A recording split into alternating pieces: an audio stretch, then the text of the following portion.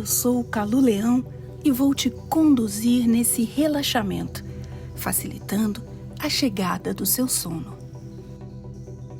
Se esta é a primeira vez que você está neste canal, eu lhe faço um convite para se inscrever e acompanhar os nossos conteúdos. Ao final, se curtir, por favor, deixe o seu like. Deite-se confortavelmente. Procure a sua melhor posição. Agora feche os olhos. Respire profunda e lentamente pelo nariz e solte o ar lentamente pela boca. Vamos repetir mais 2 vezes. Respire profundamente e lentamente pelo nariz.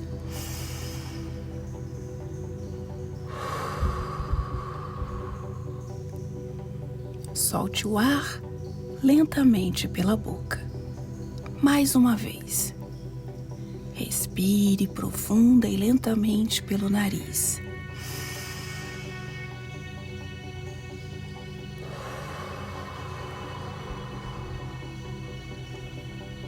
Solte o ar lentamente pela boca. Agora, respire naturalmente e foque no seu coração. Sinta os seus batimentos cardíacos por alguns instantes. Permaneça com os olhos fechados e se concentre apenas na minha voz. Observe que os pensamentos vêm e vão. Deixe-os livres. Aos poucos, sua mente vai se esvaziando. Relaxe. Em instantes, vamos começar a história de hoje.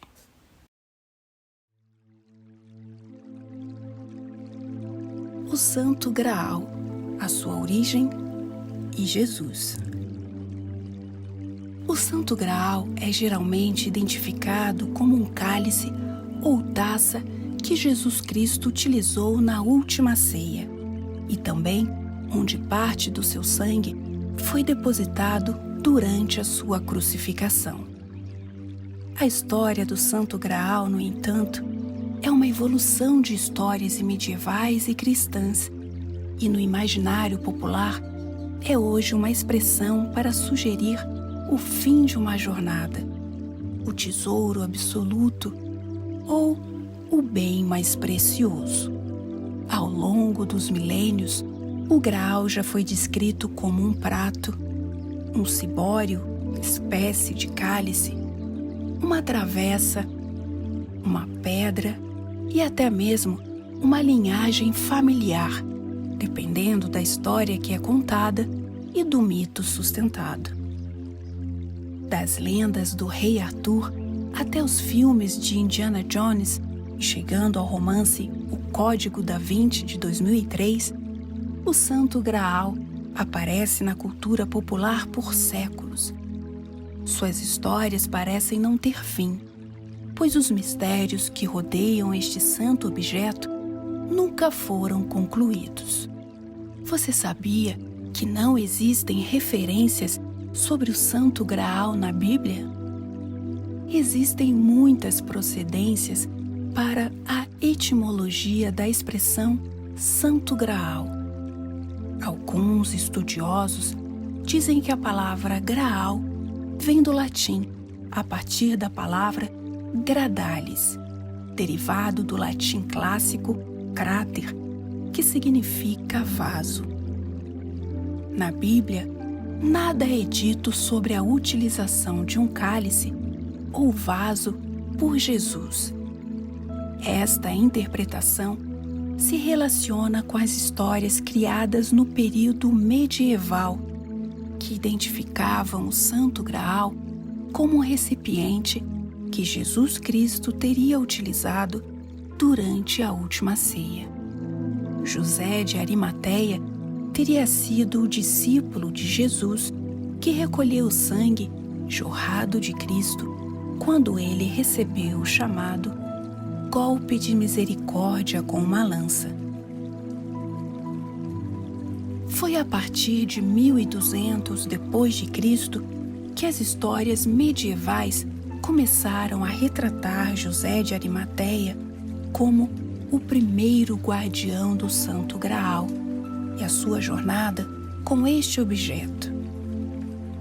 Robert de Baron foi o primeiro escritor a dar um sentido cristão à jornada do Santo Graal através das histórias e mitos sobre o rei Arthur e Merlin. Em seu poema José de Arimateia, do século XII, o escritor revela que o discípulo de Jesus emigrou para a Grã-Bretanha com um cálice sagrado e formou uma comunidade de pessoas que seriam os guardiões do Graal. Estas pessoas estariam ligadas mais tarde aos Cavaleiros Templários, uma ordem militar que tinha o objetivo de proteger os cristãos em sua volta a Jerusalém no século XII. Vamos conhecer agora as lendas do Santo Graal anteriores a Cristo. O fascínio por um objeto mágico que seria o mais precioso dos tesouros na Terra tem origem antes mesmo do cristianismo. Para os celtas, este objeto seria o caldeirão de Ceridwen, que continha a chamada poção da sabedoria e que possibilitava a ressurreição dos mortos. Historiadores acreditam que estas lendas influenciaram as histórias que relacionam o Santo Graal de Cristo às lendas do rei Arthur. Da mesma forma, uma outra história do século XIII dá outros significados e possibilidades ao Santo Graal. Ela foi escrita pelo cavaleiro e poeta alemão Wolfram von Eschenbach. No livro Parsifal, o autor revela que o Santo Graal é, na realidade, uma pedra esmeralda guardada pelos templários, que foi trazida para a Terra por seres celestiais. As interpretações para essa pedra, no entanto, são muitas. Algumas pessoas a enxergam como uma alusão à pedra filosofal, capaz de transformar qualquer metal em ouro e prolongar a vida de qualquer pessoa que a possui. Esta referência foi utilizada para a primeira história dos populares livros de fantasia Harry Potter.